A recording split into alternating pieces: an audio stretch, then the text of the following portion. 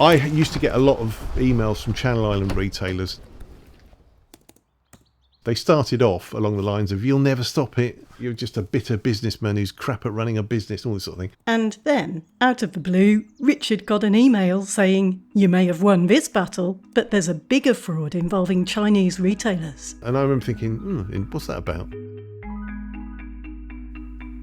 This is The Corruption Diaries Season 2. I'm Naomi Fowler. Richard Allen, a music exec who's already been instrumental in closing one enormous tax scam, has spotted another one.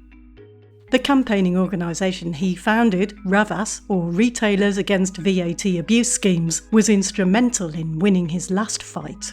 As the court case was coming to its conclusion, RAVAS really took off as a representative body, and we uncovered fraud to the value of 1.5 billion a year. I had a phone call from a guy called Nevin Juretic who contacted me out of the blue. We realised we were the only two people that had ever been in this situation before, i.e. we had a business that was being destroyed by the government allowing people to not pay VAT. I'd been through it already, Nevin was going through it. He was very upset because his business was being destroyed by Chinese retailers. Now, I suddenly remembered this comment from this Channel Island thing. That was the email he got about a new tax abuse scam. And he explained to me that he had running an online mail order business selling phone cases and other bits and pieces, and that he'd suddenly been faced with an avalanche of Chinese sellers not charging VAT online. VAT, or VAT, is value added tax. It's a bit like a sales tax, and it's about 20% on most goods. We kind of compared notes, and I said, look, I can help you because I've been through this before and I know what to do. And he was sending me information about all these warehouses in the UK where all this stock was stored. You would buy the goods online from Amazon or eBay or wherever, and they'd turn up next day from Manchester, and your money went to China and there was no VAT being charged.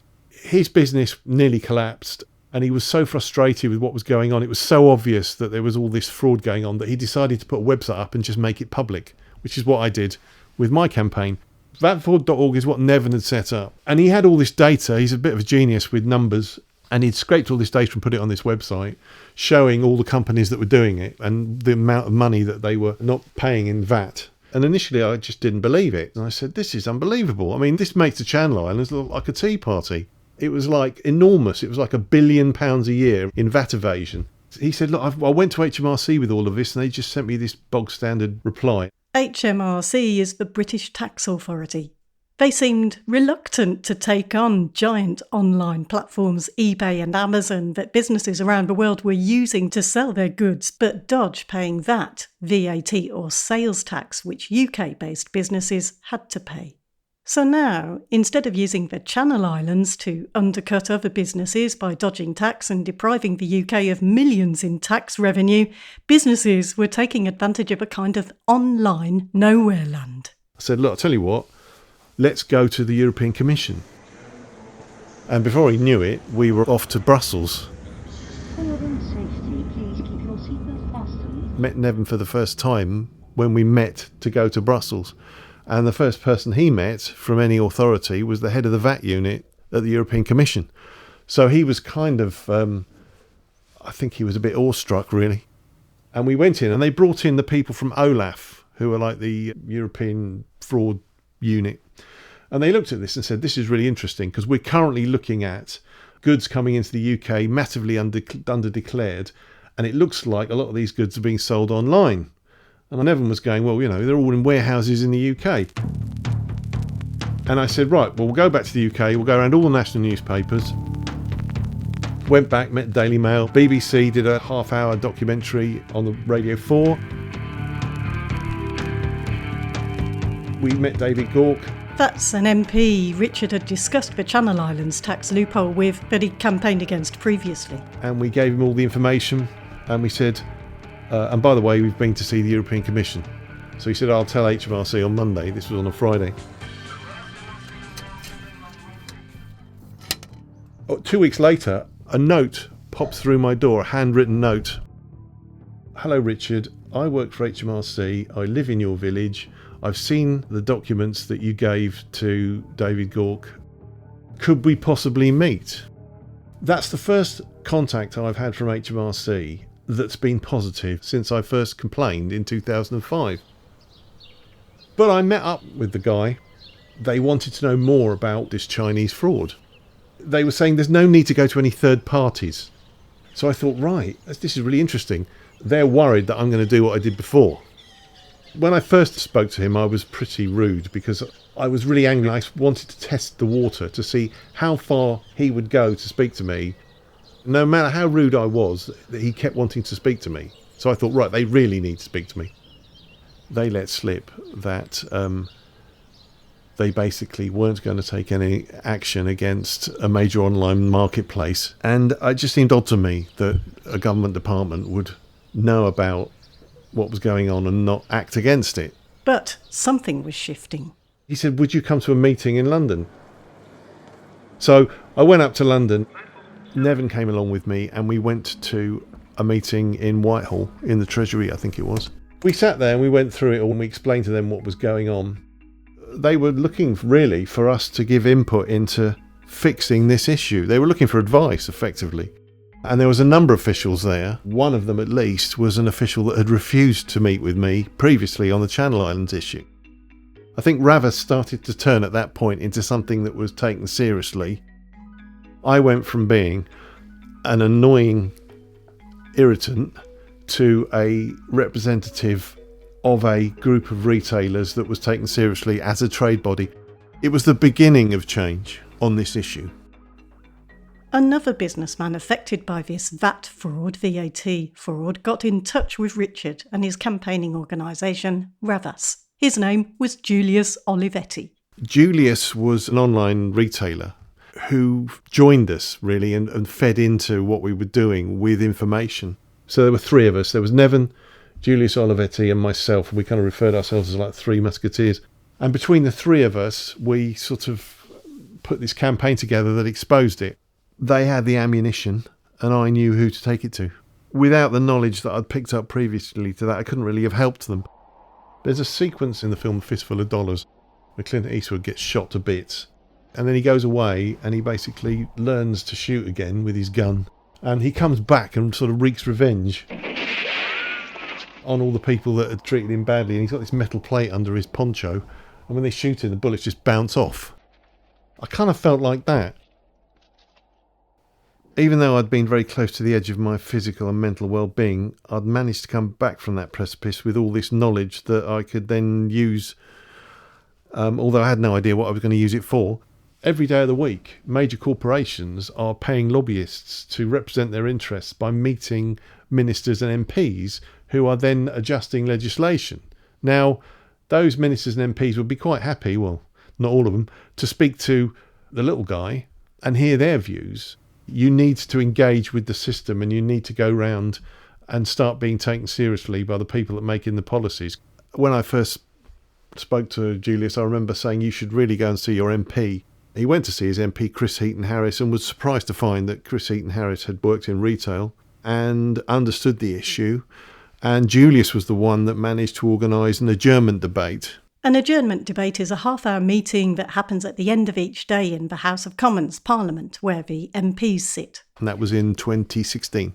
That debate really kicked off the whole discussion about online VAT. The next thing we know, we were meeting with the Public Accounts Committee, and then the National Audit Office got involved. Everyone was really concerned that there was such a huge VAT loss.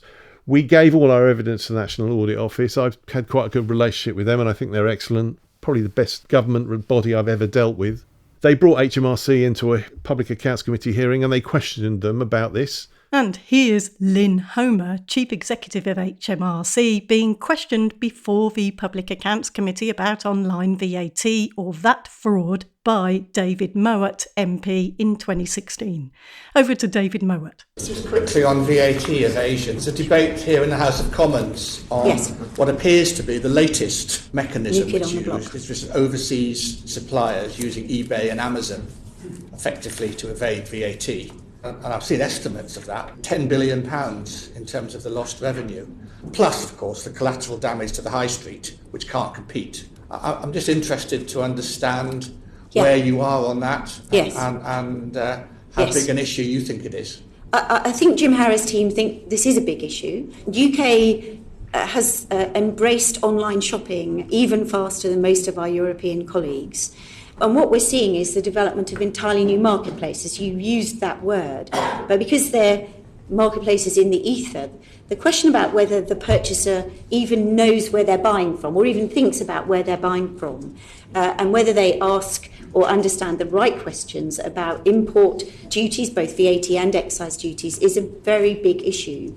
It is there's problem. No chance of the purchaser having that responsibility, really. I mean, the only possibility, it seems to me, of progress is if you're able to hold eBay and Amazon accountable as facilitating this trade. One of the things was that the head of HMRC at that point, Lynn Homer, said these things happen in the ether. Now, I mean, I don't know what planet she's from, but it's mail order, okay, and it comes from a warehouse somewhere off the M1. Yeah, it's not in the ether. So it was obvious. No one had any idea as to how any of this operated. On the 10th of November 2016, Nevin was contacted by the Belgian police about a serious supply chain fraud. They'd been trying to contact HMRC about it. And they said, well, we can't get anyone from HMRC to respond. We've got a load of goods sitting over here that we've confiscated, 60 pallets worth of freight destined for the UK warehouses that is clearly fraudulent in terms of its tax status. Could you come and have a look at it? So Nevin got on the plane, went out to Belgium and explained to the team in Belgium what was going on by looking at all of the labelling on this. Nevin inspected over 60 tonnes, €8 million worth of seized goods being held at Brussels airport. The Belgian police wanted his help in identifying the true owners of these packages that were destined for Amazon warehouses throughout Europe. He was able to decode the shipment labels to match them to retailers and storefronts on Amazon, showing that the value of the items was being misdeclared. The way the fraud worked was that retailers, in this case Chinese, would prepare goods individually, following Amazon procedures, and then a Chinese shipping agent would group all the consignments that travel to Europe and drastically underdeclare their value so it fell below the threshold of having to pay VAT or VAT, sales tax. The new grouped delivery address was listed in Manchester. And because the goods were being shipped initially to Brussels, not the UK, they were exempt from VAT because they hadn't yet arrived at their final destination. This was due to the EU's Customs Procedure 42. Even though this was after the Brexit vote, the UK hadn't yet formally left the EU. And the next bit is the sleight of hand that makes the whole fraud work. A corrupt Europe-based person working for the Chinese shipping agent was breaking up the large package back into the smaller packages. They'd then forward each one onto warehouses throughout Europe, including the UK, without ever having to pay any VAT or VAT.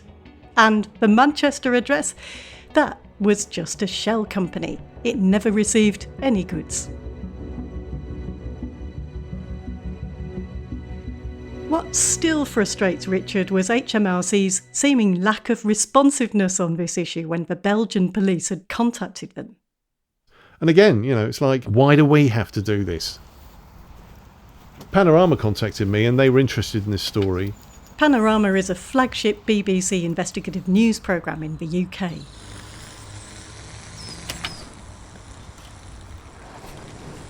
They came and interviewed me in my shed, set up all the camera, and it's a nice sunny day, and I remember having to lean over the fence asking the next door neighbour if he could possibly stop mowing the lawn for a moment because I had a BBC camera crew in my shed.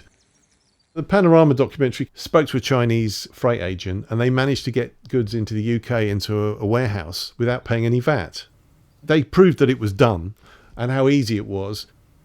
That documentary and the Public Accounts Committee and the National Audit Office forced HMRC to take it seriously. After a lot of pressure, the law eventually got changed, and when they actually made online platforms collect VAT, they brought in various measures over time. It brought in over £1 billion a year. There was a process of change in which we were engaged. So for the first time, Ravis became effectively a trade body, feeding in as a consultee and a stakeholder into government legislation. In 2017, I got a phone call from Nevin and he said, HMRC have contacted me and Julius and they want us to go to London. We don't know why. they told us that you can't go. And I said, that's odd. They said, keep me posted. They rang me back and they said, we just met with HMRC. They gave us both a cheque for £15,000 each. We handed it back when they told us that you weren't getting one. I was really, quite touched by that. I said, that's great, but you should go back and accept it. And they said, we will, but we insist on splitting it with you. So they did. They got the cheques. They split it with me. The cheques were a recognition of their support in closing this big tax loophole. But for Richard, who'd lost his business to the Channel Islands loophole and spent so long helping the tax authorities, there was nothing. We started writing saying, why was I left out? And they've never answered that. They refused to answer that. And that's gone on for years.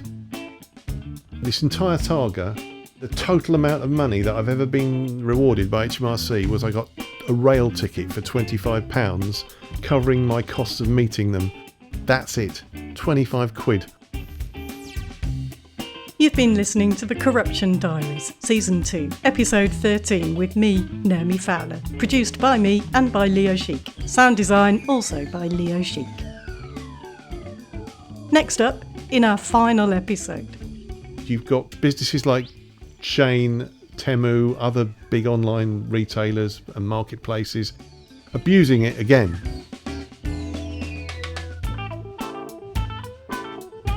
Delirium Records music used in this episode was courtesy of Cherry Red. If you liked a song, see the track listing in the episode notes.